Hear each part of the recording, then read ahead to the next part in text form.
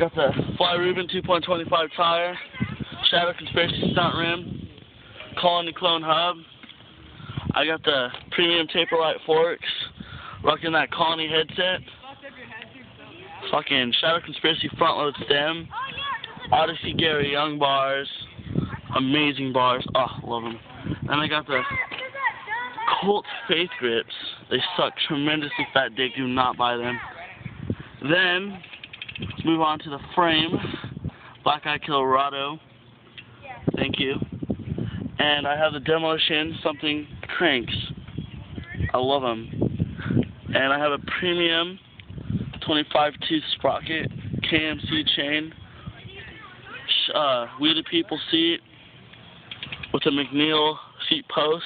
It's about that big. And then got the Haro tire rocking in the back. Haro in the back.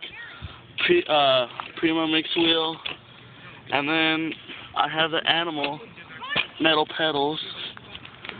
And the cool thing about this bike is I got my pegs. Don't even make them anymore. That's how fucking hardcore I am. Titanium DK pegs. But, that's my bike check.